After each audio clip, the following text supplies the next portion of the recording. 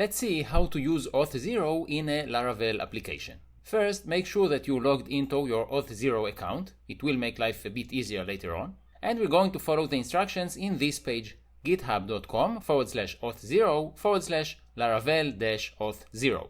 So let's scroll down a bit. And first we can see that Auth0 has a requirement that our PHP is a supported one. For the time being, these are the supported PHP versions. And for me,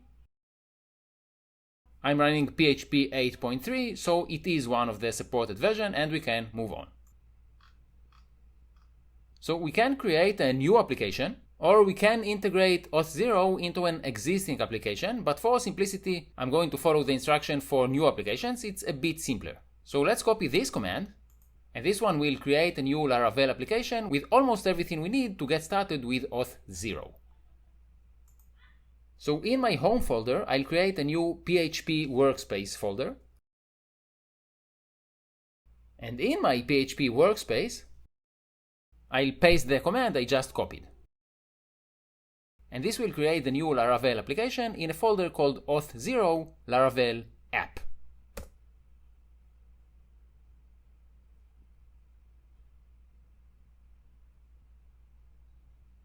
Let's open this folder in Visual Studio Code.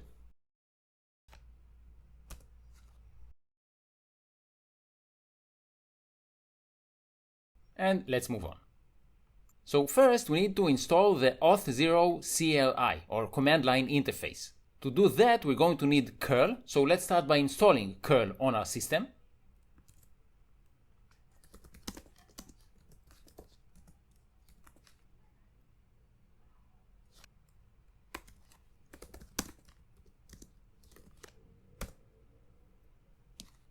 And now that we have curl installed, we can copy this command and run it.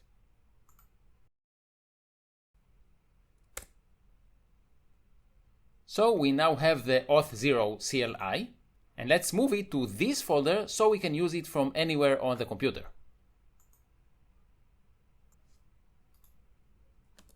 So this is done as well. Next, we need to log into our Auth0 account. This is done by running this command, Auth0 login. And here I'm going to choose as a user.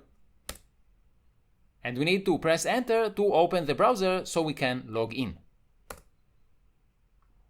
And here we got a code. And if we open our browser, we need to make sure that we see here the very same code and then confirm. And here I need to scroll down and accept.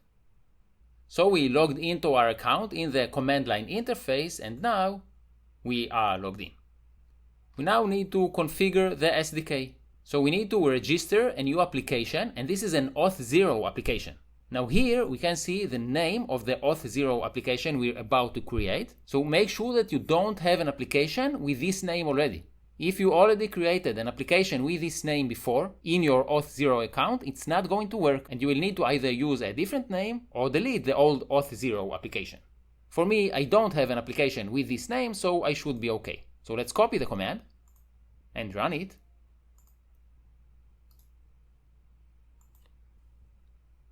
And as you can see, a new file was created, this one, and this is auth0.app.json.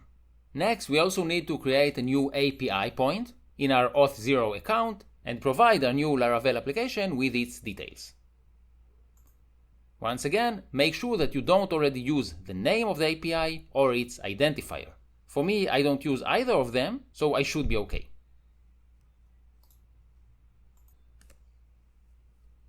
And a new file called auth0.api.json was created. Next, we're going to need a .env file. So we already have .env.example, so I'll duplicate it by copying it and pasting, and let's rename the duplication to .env. And here we see our .env file. So first I want to change from MySQL to SQLite to keep things simple. And we also need to generate an application key. This can be done by running PHP artisan key generate. And we now have an app key. Let's try to run our application. So PHP artisan serve. And let's try to access our application using the browser. Notice that the link that Visual Studio Code is suggesting us to use is this one, 127.0.0.1. But our app URL is called localhost. And in the context of using Auth0, these two are not the same. So I'm not going to use 127.0.0.1, but I am going to use localhost. So let's copy this URL and paste it in our browser. And we got a response from our application saying that we are not logged in. Let's try to access the login route. And we get the Auth0 login screen. To create a new Auth0 user, we can click on Sign Up. And let's provide an email and a password to create the new user.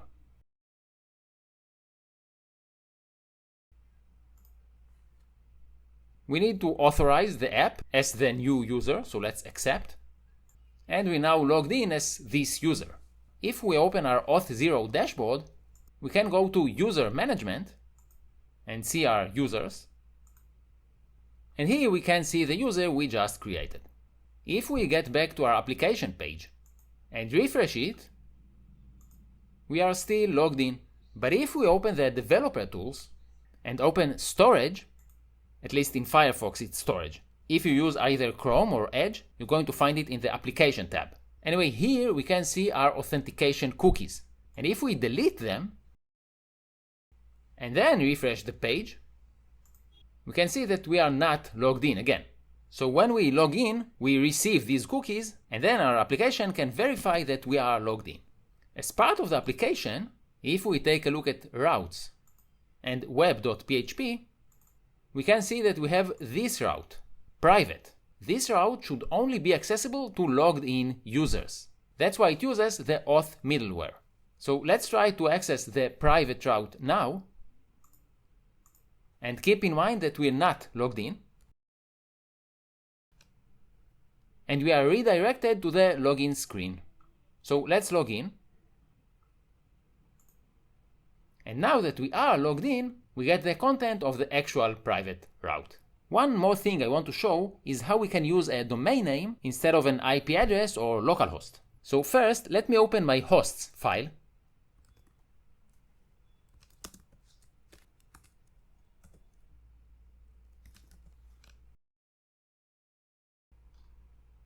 And here it is.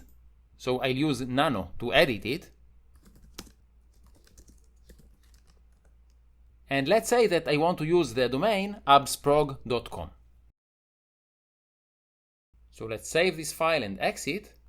And now in our .env file, we need to update the app URL. So instead of localhost, we are now using absprog.com. And also in the auth0.app.json, we need to update the callback and the allowed logout URLs. And in the Auth0 website, we need to open our application. And here it is, my Laravel application. And if we scroll down, we should be able to find the allowed callback URLs. And here I'm also going to change localhost to absprog.com. So let's save the changes. And let's restart our server.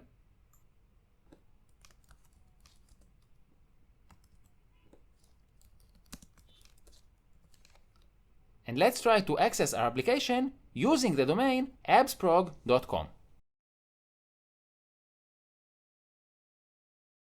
Let's try to log in.